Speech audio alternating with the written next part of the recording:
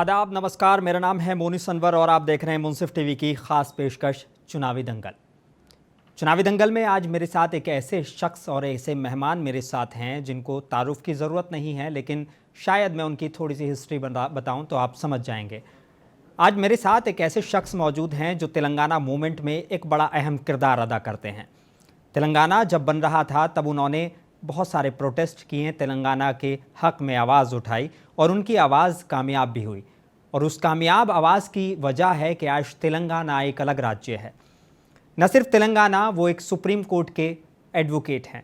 अक्सर high court को लेकर भी वो अपनी बेबाकी के लिए जाने जाते हैं। अगर बात करें किसानों के हक़ की, बात करें स्टूडेंट्स के हक़ की, तो अक्सर वो उनके लिए खड़े नज़र आते हैं। मैं एक मोमेंट को याद करना चाहूँगा और बताना चाहूँगा आपको कि एक लाठीचार्ज होता है उस्मानिया यूनिवर्सिटी में, और वो उस्मानिया यूनिवर्सिटी में छात्रों पर बहुत ज़्यादा बर्बरता दिखाई जाती है। ये शख्स जिसकी मैं बात कर रहा हूँ वो स्टूडेंट्स के हक़ के लिए लड़ते हैं, ह्यूमन राइट के पैनल को फॉर्म कराते हैं और स्टूडेंट्स के लिए खड़े हो जाते हैं। आज बीएसपी ने उन पर भरोसा जताया है और बीएसपी ने उनको हैदराबाद सीट से अपना उम्मीदवार बनाया है। हैदराबाद ये वही सीट है जिस पर असदुद्दीन ओवैसी और उनके परिवार का लगातार कब्जा रहा है और उनके खिलाफ बीजेपी की तरफ से माधवी लता, तो वो एक ऐसे दो धुरंधरों के सामने लड़ रहे हैं जिनसे कहीं ना कहीं कहा जा रहा है कि अभी वो चर्चा का मुद्दा है। लेकिन कम आंकना किसी को भी गलत होता है। कब किसकी बाजी पलट जाए, कब किसका पासा पलट जाए, कहना आसान नहीं होता है। और यही बाजी पलटने के लिए, और जब कोई उनको सिकंदर नहीं समझ रहा हो, ऐसे वक्त में सिकंदर बनकर आना, ये कमाल होता है। और इस कमाल शख्स का नाम जो हमारे साथ आज मौजूद हैं के.एस. कृष्णा है। बीएसपी ने अपना उम्मीदवार बनाया है, हैदराबाद सीट से उम्मीदवार बनाया है। आपका बहुत बहुत इस्तकबाल है कृष्णा सर हमारे इस शो में। मुझे लगता है कि अब तारुफ के हो गया है, तो मैं सच में मैंने क्योंकि अभी जिक्र किया और जिक्र मेरा शुरुआत हुआ तेलंगाना मूवमेंट से। तेलंगाना मूवमेंट में आपने एक बहुत अहम किरदार अदा किया है। क्यों लगा आपको कि वाकई तेलंगाना की ज़रूरत है? मैं आपकी उस जर्नी से आऊँगा। आज लोकसभा चुनाव आपको लड़ने की क्यों ज़रूरत पड़ी? आपको क्यों लगा लोकसभा चुनाव में आपको उतरना चाहिए, कैंडिडेट बनना चाहिए? बीएसपी को ही क्यों चूज़ किया? सवाल बहुत सारे हैं, लेकिन मैं तेलंगाना मूवमेंट से शुरू करना चाहता हूँ। क्यों आपको लगा कि तेलंगाना मूवमेंट में आपकी ज़रूरत है और आप उसमें कूद पड़े? देखो, मैं बचपन से थोड़ा बहुत लीडरशिप क्वालिटीज़ थे जी। मेरा मैं स्कूल का लीडर था, क्लास का लीडर था, शायद मैं फर्स्ट क्लास के क्लास लीडर था, स्कूल लीडर था। फिर इंटरमीडिएट में मैंने महबूब कॉलेज जो सिकंदराबाद में बहुत फेमस था उस टाइम पे, गवर्नमेंट जूनियर कॉलेज के नाम से, वहाँ के इलेक्शन तो ऑलमोस्ट बहुत बड़ा होता था।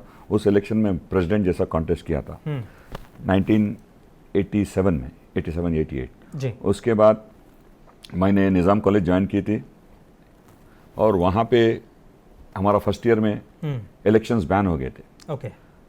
तो उधर प्रेसिडेंट खड़ा था, फिर इधर आया तो इलेक्शन नहीं था। तो मैं we were enjoying our college days. हम सब लोग वहाँ पे कुछ ऐसा माहौल था कि सभी लोग सबसे मिलते थे और निज़ाम कॉलेज का we had a very great culture.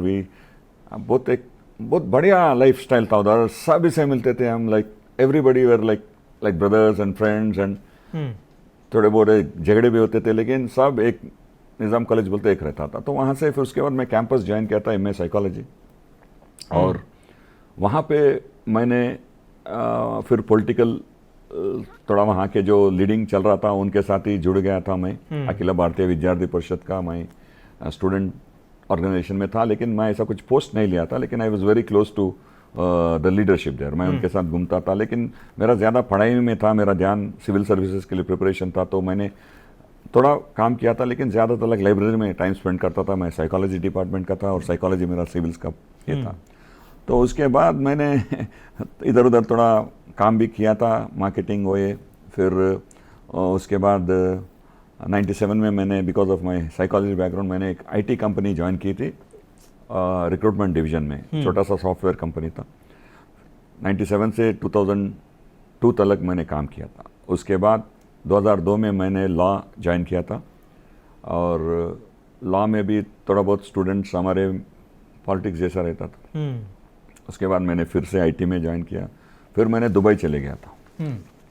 उधर 3 महीने रहा, और फिर मैं समझा कि मैं वापस आ जाऊं और यहीं पे काम करूं, और मेरा लॉ प्रोफेशन स्टार्ट कर दिया था मैंने। तो उस दौर पे 2007-8 टाइम पे तेलंगाना मूवमेंट था, और I was inspired by KCR sir speeches और उनके जो चल रहा था। और मैं वकील था तो हमारे को बहुत we had lot of opportunities to participate in हमारा एडवोकेट JC तभी फॉर्म नहीं होता, लेकिन वकीला हम बहुत स्टूडेंट्स और हम वकील बहुत मेहनत करते थे तेलंगाना मूवमेंट में। उसी में मैंने, और मैं समझा 2-3 साल में आ जाएगा तेलंगाना, तो चलो और काम करेंगे। लेकिन वो इट टुक सम टाइम, 8-9 साल मैंने उसमें लगातार I was participating in and I join TRS वो टाइम पे। और RTC JSC का मैं एडवाइजर था। मैं लॉ स्टूडेंट LLM भी कर रहा था मैं 2009 में, तो मैं लॉ स्टूडेंट का JSC फॉर्म किया था। और स्टूडेंट्स के साथ हमने वो टाइम पे आत्महत्या ज़्यादा होता था, सुसाइड्स स्टूडेंट्स हुए। उस टाइम पे हमने एक प्रोग्राम की थी कि खून दे के इंसान को बचाओ, जान ना लो। तो इस मुद्दे पे हमने ब्लड डोनेशन कैंप की थी हमारे लॉ स्टूडेंट्स ने। मैं उसका वो ऐसा करके थोड़ा हम कम करने की कोशिश की और हम कामयाब थे उसमें। और मैं कई बार एंटी सुसाइड बच्चों को बोलता था कि हम लड़के हासिल करेंगे, जान दे के नहीं। तो ये हमारा मुद्दा था। और ऐसा भी हमारा एडवोकेट्स भी बहुत काम करते थे मेरे साथ में। मैं ऐसा नहीं बोल रहा कि I am the only, hundreds of advocates and students who have sacrificed and their time. जाहिर सी बात है, अगर हम देखें इतने बड़े मूवमेंट होते हैं तो किसी एक पर्सन के अकेले की बस की बात नहीं होती, कोई सिंगल पर्सन उसका क्रेडिट नहीं ले सकता है। तो लेकिन वही टाइम पे because we were educated people, हम पूरा देखते थे कि कौन है इंडिया में, कौन सपोर्ट कर रहा है, कौन सपोर्ट नहीं कर रहा। तो मेरा नज़र बहुजन समाज पार्टी पे बहन जी मायावती ने 39 MPs थे वो टाइम पे BSP के। तो मैंने देखा कि कोई हमारा कोई इधर, हम किधर भी जाते तो हमारा कितना रेसिस्टेंस रहता था with our own. Even in Hyderabad से भी हमको कुछ मदद नहीं मिला पार्टी से। हैदराबाद में भी लोग खिलाफ थे, हर पार्टी हमारा खिलाफ था। मैं TRS के सिवा कोई नहीं था। तो JSC जब तक फॉर्म नहीं हुआ, joint action committee, political joint action, पूरे सभी लोग खिलाफ थे। हल्लो पार्टी आने ने। उस टाइम पे जब सभी लोग खिलाफ थे देश भर में, कोई भी हमारे को साथ नहीं था, उस टाइम पे बहन जी मायावती जी ने 39 MPs के साथ प्रेसिडेंट को एक लेटर लिखी थी कि सेपरेट तेलंगाना स्टेट को उनको सपोर्ट कर रहे, वो बिल लगाओ। बल्कि बहन जी थी जो हमारे बहन जी मायावती बहुजन समाज पार्टी की तरफ से ये लेटर आया। तो मेरी नज़र उस पर गिरा था, लेकिन उतना ध्यान भी नहीं था। रहे मैं बोला इतना अच्छा अपना सपोर्ट, वो टाइम पे आम आदमी हमको सपोर्ट नहीं किया, वो टाइम पे समाजवादी पार्टी हमको तेलंगाना को सपोर्ट नहीं किया, मैंने CPM नहीं किया, CPI नहीं किया, कुछ भी पार्टी रहने दो, you name the parties. Bhajpa था, वो भी वन ऑफ द, वो जो एक वोट 2 राष्ट्र का कुछ उनका ही था मांग एक्चुअली तेलंगाना। लेकिन प्रोमिनेंट तो TRS ही था जो लीड कर रहा था। तो वहाँ पे मैंने बहुजन समाज पार्टी को मेरे को। और मैं बात करूं उत्तर प्रदेश की, तो उत्तर प्रदेश के भी वो हमेशा से 4 हिस्सों में उनको बांटने की एक ख्वाहिश उनकी रही है, और अभी भी उन्होंने बयान दिया है। नहीं, क्योंकि ना अंबेडकर जी ने कॉन्स्टिट्यूशन में he has clearly said that smaller states, माने छोटा राज्य है से उसको राज करना आसान होगा, इवन डेवलपमेंट करना आसान, डेवलपमेंट भी है। स्मॉलर प्लेसेस बिग चंक्स में थोड़ा समझ में नहीं आता इतना बड़ा राष्ट्र चलाना। तो वो अंबेडकर जी का ही एक ये है। उसके लिए आर्टिकल 3 में जो हमको दिया गया है कि you can form a state by a simple majority in the parliament. तो ये आर्टिकल 3 भी उसी के लिए था, to form a separate state. तो इसी नज़र से मैंने अच्छा लगा। फिर मैंने इसमें और daily, it is not that कुछ कॉन्शियस एफर्ट नहीं था, मूवमेंट था, डेली कुछ ना कुछ प्रोग्राम रहता था। मैं 5-6 JSC में जाने गया था। तो slowly I was getting some, I am not a great leader और समथिंग, थोड़ा बहुत रिकग्निशन आता था। एडवोकेट्स पूरे मेरे साथ रहते थे, स्टूडेंट्स, और मैं सब प्रोग्राम्स में पार्टिसिपेट करता था। और थोड़ा हाइट वेट के वजह से थोड़ा दिखता था शायद TV में इसमें, और because of my speech power I could. अभी हम बात करें तेलंगाना की, तो तेलंगाना को कहीं ना कहीं 2 पार्टियां कहती हैं कि तेलंगाना में हमने जो है मदद की है। लाइक कांग्रेस की हम बात करें तो कांग्रेस कहती है कि जी तेलंगाना को देने के लिए जिम्मेदार पूरी तरीके से सोनिया गांधी। बात करें TRS की, TRS के चीफ कहते हैं कि नहीं, जितना मूवमेंट हमने चलाया, जो लड़ाई हमने लड़ी, जो शहादतें हमने दी हैं वो हमारा क्रेडिट है, क्रेडिट को लेकर लड़ाई हो रही है, आप वो क्रेडिट क्यों नहीं लेते? आप भी तो उस मोमेंट में का हिस्सा थे।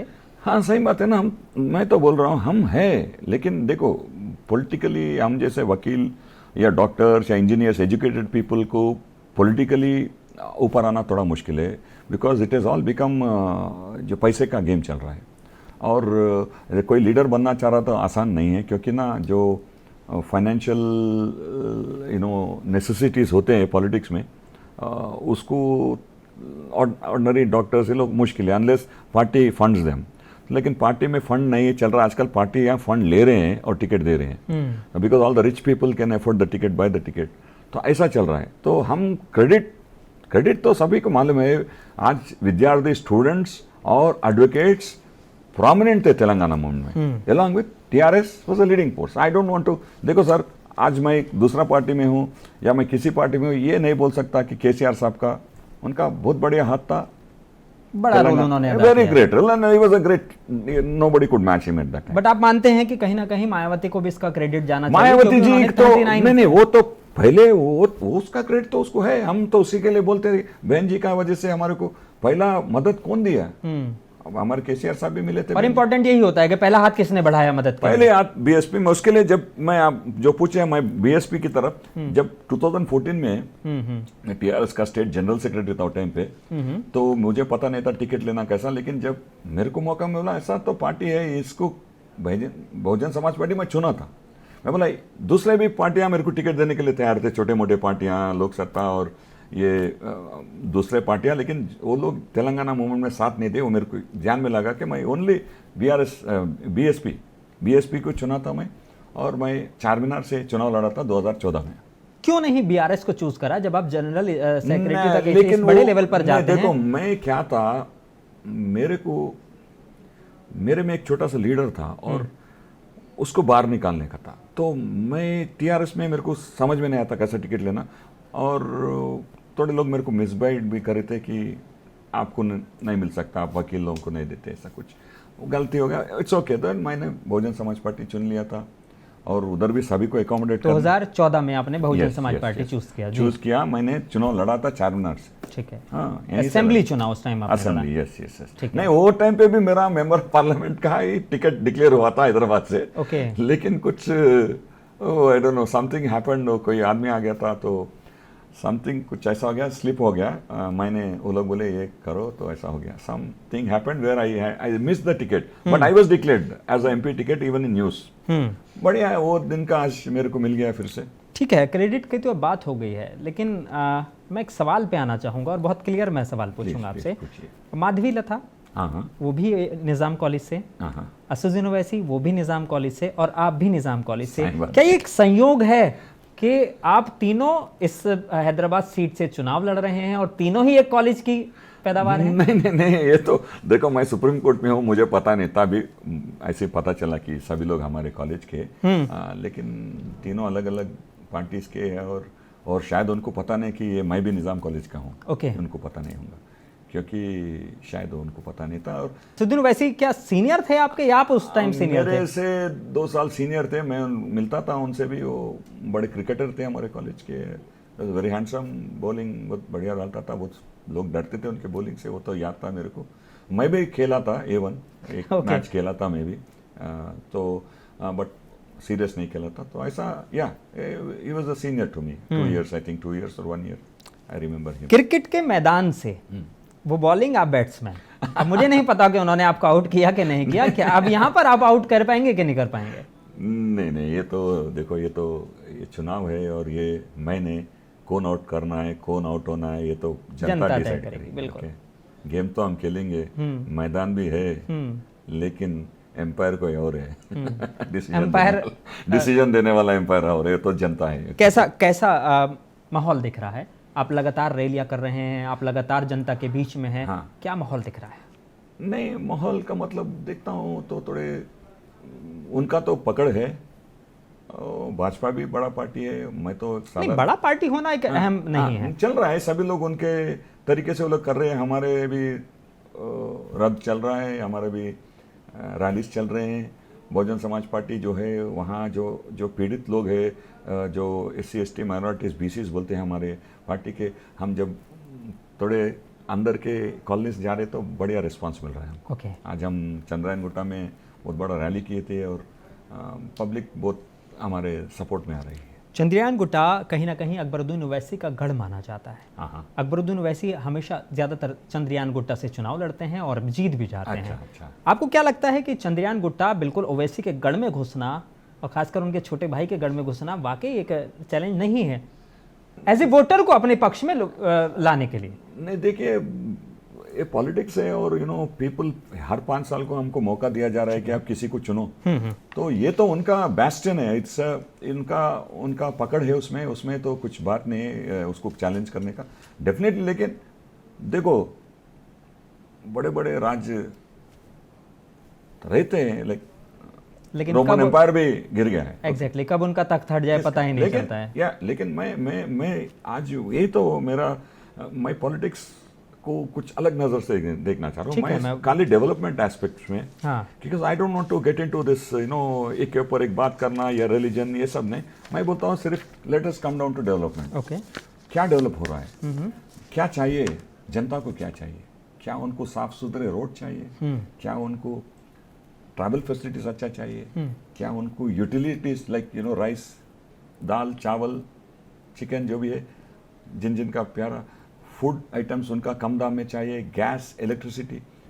So let us focus on those issues. मैं यही बोलता हूँ कि आप ये दूसरे मुद्दे पे तो किसी को फायदा नहीं है। So how do we make Hyderabad international city? देखो मैं आपको बता रहा हूँ कि आप कोंडापुर गए, हाईटेक सिटी गए? जी बिल्कुल। कभी रात में जाइए। जी, मैं गया तो मैं रात में भी गया हूँ, दिन में भी गया हूँ। तो उधर रात में देखे तो मेरे को अमेरिका लगा। बिल्कुल। रजनीकांत आया था शायद, वो बोला कि मैं हैदराबाद में उतरा या अमेरिका में उतरा। तो वैसा डेवलपमेंट उधर हो रहा है, वो शायद IT इंडस्ट्री उधर है, फोकस्ड है जी। तो उसी तरह हम हैदराबाद को भी डेवलप करेंगे। क्यों ये एक मतलब आप कहते हैं कहीं ना कहीं हैदराबाद को वो डेवलपमेंट नहीं हो पाया जो होना था पिछले कुछ सालों? होना था, सही बात है। और नहीं हुआ, टोटली नहीं हुआ बोल के नहीं बोलते, लेकिन और कुछ शायद बेहतर किया जा सकता है। और इसके लिए ना मैं एक पॉलिटिकल पार्टी को भी जिम्मेदार नहीं ठहराता हूँ, हमारे लोगों में बदलाव आना चाहिए। हमको ये नहीं कि ये आप MLA आप काम करो, नहीं, हम काम करेंगे आपके साथ, हम सब मिलकर डेवलप, यानी कि खुद से शुरुआत करनी चाहिए। सभी लोग, it's a society, everybody has to take responsibility. मैं ये नहीं बोलता कि खाली पॉलिटिशियन ले, तो किसी को दोष देना भी ठीक नहीं, क्योंकि मैं समझता हूँ कि इंडिया में या ऑल ओवर वर्ल्ड में ये पॉलिटिक्स इज अ प्लेटफॉर्म जहाँ से हम सेवा कर सके पब्लिक को। तो मैं भी शायद एक 2019 में कुछ अलग बात कर सकता था शायद, लेकिन आज मैं क्लियर हूँ कि I have to contribute to the society in the best of my possibilities. ऐसा नहीं कि कुछ फायदा के लिए कुछ। किस तरह के डेवलपमेंट की आप बात कर रहे हैं सही माने? देखिए मैं बोल रहा हूँ वाइडर रोड्स। ओके, देखो आप आइए सैदाबाद से, हम कभी कोर्ट को जाने आते हैं, ट्रैफिक जाम होता है जी, रोड्स और वाइडर होने चाहिए, ड्रेनेजेस, अंडरग्राउंड ड्रेनेजेस सिस्टम अच्छा रहने चाहिए, क्या पॉटहोल्स रहेंगे, ड्रेनेज लीक होते रहेगा। आप किधर भी जाइए, आप सिकंदराबाद जाइए कभी, अब तो हैदराबाद के बाद सिकंदराबाद का मेन एलिफेंटा ब्रिज के नीचे कभी भी पानी रहता है, और उधर का रेलवे निलयम वहाँ से जा रहा था, उधर भी कभी पानी रहे, ड्रेनेज खुल के रहता। तो ऐसा इधर हैदराबाद में कई जगह हैं जहाँ पे रोड्स क्लियर रहना चाहिए। मैं दुबई में भी था, देखते कैसा रहता दुबई, ट्रैफिक में कोई पुलिस वाला खड़े नहीं रहता। 12 बजे रात को सिग्नल गिरती तो बड़े बड़े गाड़ियां रुक जाते हैं। That kind of the roads है, वहाँ के जो सिस्टम्स है वैसा रहना कि हमको भी। वो सिस्टम की कमी आप महसूस कर रहे हैं, जो बनना चाहिए था, जो होना चाहिए था, वो नहीं हो पाया शायद। I think for everything education is the basis. Okay. तो the more people are educated, the more people are educated, उनको नॉलेज बढ़ती है, नॉलेज बढ़ने से अवेयरनेस बढ़ता है, अवेयरनेस बढ़ने से ये जो भाईचारे की आती है, this kind of humanity aspect आना चाहिए कि हम सब इंसान हैं और हम सभी, देखो जो मेरे को मिला आपको भी मिलना चाहिए, जो आपको मिला दूसरे को मिलना चाहिए। यानी सब बराबर के सब हकदार। बराबर के हकदार बनना चाहिए, सभी को सब फैसिलिटीज मिलना चाहिए। मैं इस सवाल पे आऊँगा, एजुकेशन वाले पे, ये बहुत अच्छा मुद्दा है, लेकिन मैं एजुकेशन देखिए सर, एजुकेशन मैं आऊँगा, लेकिन मैं अभी मेरा सवाल थोड़ा सा अलग है। आपने कहा भाईचारे की आप बात कर रहे हैं। कहीं ना कहीं हम देखते हैं जो माहौल है अभी, पूरा इलेक्शन हिंदू मुसलमान, पाकिस्तान हिंदुस्तान, इन पर चल रहा है। क्या लगता है कि वाकई इलेक्शन के ये मुद्दे होने चाहिए? नहीं, I don't think so, because देखो ये तो नहीं होना चाहिए, बिकॉज नो, क्योंकि इन द एडमिनिस्ट्रेशन हम आपके लीडरशिप की बात करें। मैं बोलता हूँ, मैं एमपी है, एमएलए है, या जो असेंबली है, ठीक है, पार्लियामेंट है, तो जब सब बैठेंगे तो वहाँ रिलीजन कहाँ है? Parliament it's a constitutional body, सही बात है, जहाँ पे you discuss about development of society, क्या काम करना है, क्या क्या पॉलिसीज लाना है, किस तरीका से फैसिलिटीज देना चाहिए, किस तरीका से टैक्स लेना चाहिए, किस तरीका से बेनिफिट्स शेयर करना चाहिए, एवरीथिंग वही तो है। तो ये तो पर्सनल है, इस मामले में धर्म की बुनियाद होनी ही नहीं चाहिए। It's a personal thing. हम प्रे कर लेंगे, आप प्रे कर लो। आई डोंट ठीक है, I don't think politics should involve any kind of. Education पे आ जाते हैं। आपने एजुकेशन की बात की, क्योंकि आप हैदराबाद सीट से चुनाव लड़ रहे हैं। आपने वहाँ पर, आपके हिसाब से आपने देखा कि एजुकेशन की कहीं ना कहीं लोगों में कमी है। अगर ये सारी चीज़ें बेहतर होती हैं तो क्या आप, किस तरह के आप स्कूल वहाँ चाहेंगे, किस तरह से स्कूलों का डेवलपमेंट आप करना चाहेंगे? देखिए, हैदराबाद में ये जो गवर्नमेंट स्कूल्स हैं उसमें अमीर लोग भी उधर ही पढ़ना चाहिए, और फ्री एजुकेशन देना चाहिए सभी को, और डिग्री तक देना चाहिए। ओके, सो फ्री एजुकेशन, इससे आपको जब एजुकेशन बढ़ जाएगा तो डेफिनेटली डेवलपमेंट होगा। People will be more polite people. यहाँ पे एटिकेट सिखाना चाहिए मेरे ख्याल से। जब ट्रैफिक में जाते हैं तो एक हम क्या है, वो भी हमारे साथ इंसान है यार, लेकिन हम रश में रहते हैं, किसी को बोल देते हैं, हाँ भाई स्लो चलाओ, क्या जल्दी है, इतना जल्दी है कि मैं दूसरे को कुछ भी कह दे के चले जाऊँ, या लड़ लेंगे। अपना हैदराबाद का ट्रैफिक बोल रहा हूँ मैं। वुमेन्स को लेके आप क्या सोचते हैं? क्या वुमेन्स का डेवलपमेंट भी उतना ही ज़रूरी है जितना और सब लोगों का? हाँ, देखो अभी तो सभी बराबरी के हैं, तो यहाँ पे तो वुमेन के लिए 33% रिजर्वेशन भी हो गया, शायद पॉलिटिकल भी। जी, लेकिन अभी तक वो इम्प्लीमेंट नहीं हुआ, जामा उसको नहीं पहनाया गया। अच्छा, तो या this women's, because they are part of the society है ना, तो 50% से तो वुमेन ही है, तो उनकी डेवलपमेंट तो सोसाइटी की डेवलपमेंट ही होगी। आई डेफिनेटली, ऐसा तो women are in most of the areas they come forward. अभी तो कई लोग हैं किधर भी, मैनेजर से, डॉक्टर से, इंजीनियर से, और भी पढ़ना चाहिए। लड़कियों की पढ़ाई ये तो जारी रहना चाहिए, it's happening but larger scale. एक छोटा सा क्वेश्चन लूँगा, उसके बाद में फिर लास्ट क्वेश्चन मेरा रहेगा। उस्मानिया यूनिवर्सिटी में लाठीचार्ज होता है बच्चों के ऊपर, आपको क्यों लगा कि आपकी वहाँ पर ज़रूरत है और आपने वो ह्यूमन राइट पैनल को फॉर्म कराने में उसमें वो किया? नहीं, उस ज़माने में ना, देखो students were fighting for Telangana movement, they are all inspired. तो पुलिस उधर पीसफुल प्रोटेस्ट चल रहा था, तो हम वकील लोग 2000 वकील गए थे उधर। तो हम वकील जाके, अदरवाइज ना बोलते थे कि शायद वहाँ पे पुलिस फायरिंग होने की भी चांस थी। बिकॉज ऑफ आवर एडवोकेट्स ना वो रुक गया बोल के भी हमारा टॉक है। हम पूरे 2000 लोग गए थे उस दिन। फिर बाद में हम जो फॉर्म किए थे, हमने NHRC जाके, वो टाइम पे सुभाषचंद्र रेड्डी थे, जस्टिस सुभाषचंद्र रेड्डी सर, तो उनको भी हमने दिए कि ऐसा ह्यूमन राइट्स का उल्लंघन हो रहा है। तो ये स्टूडेंट्स को एडवोकेट्स सपोर्ट किए और उनको इंकरेज किए, और शायद ये भी एक रीज़न रहा कि चीज़ें नॉर्मलाइज हो गई। सही बात है। अब ठीक है, मेरा आखिरी सवाल आपसे, किस तरह की पोजीशन अपनी देख रहे हैं, और शॉर्ट में इसका मैं जवाब आपसे चाहूँगा, किस तरह की पोजीशन आप खुद की देख रहे हैं इस चुनाव में? क्या लगता है कि BSP में आपका क्या और फ्यूचर होने वाला है? क्या अपील लोगों से करना चाहेंगे? अपील लोगों से क्या करना चाहेंगे अपने लिए, और क्या लगता है कि मतलब BSP में आपका क्या फ्यूचर रहेगा, और किस पोजीशन पे आप अपने आप को अभी फ़िलहाल देख रहे हैं? मैं तो अभी चुनाव लड़ रहा हूँ, मैं चाहता हूँ कि कुछ अच्छा रिजल्ट आए हमारा। जी, चाहता हूँ जीतूं। बिल्कुल, सब चाहते हैं, बिल्कुल।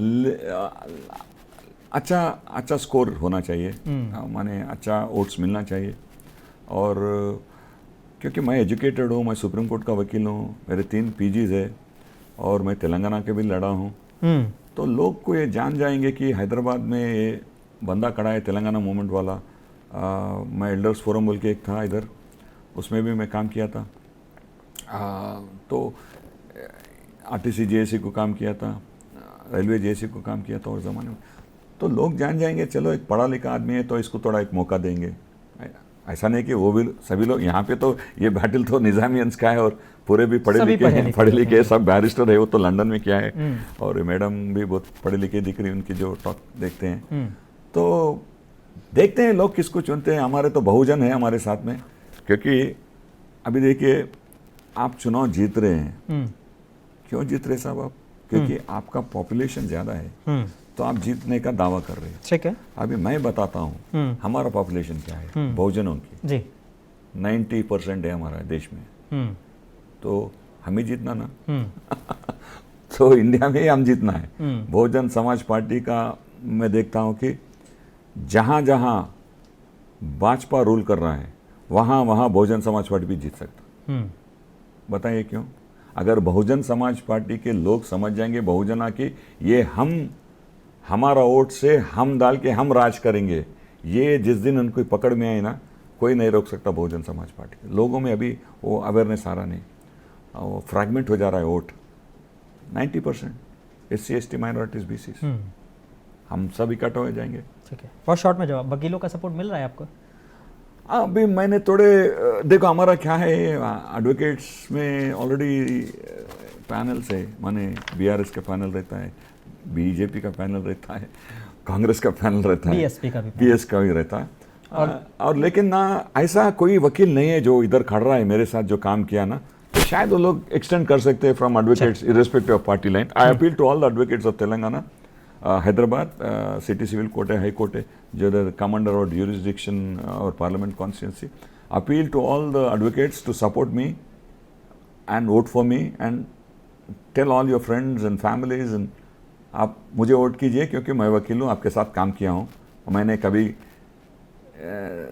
कोर्ट इलेक्शंस भी नहीं लड़ी, मैं किसी का खिलाफ भी नहीं हूँ, तो आप सब लोग मेरे को दिल से सपोर्ट कर सकते हैं। चलिए, बहुत शुक्रिया हमारे साथ बात करने के लिए और ये अपना कीमती वक्त देने के लिए, क्योंकि कीमती वक्त इसलिए कि आपका इस टाइम जो वक्त चल रहा है वो एक मिनट बहुत ज़्यादा कीमती है लोगों से मिलने के लिए। चलिए, बहुत शुक्रिया हमारे साथ बात करने के लिए।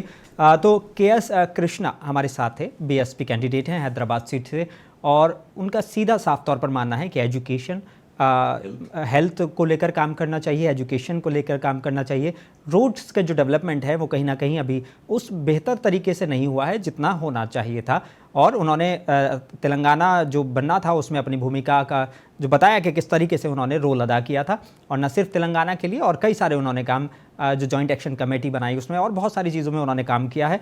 लेकिन आखिरी फैसला जनता जनार्दन का होता है, तो जनता जनार्दन किसे चूज़ करती है, किस तरह का फैसला वो करती है, ये आने वाली 4 जून को पता चल जाएगा। फिलहाल मुझे दीजिए इजाज़त, बने रहिए मुंसिफ टीवी के साथ।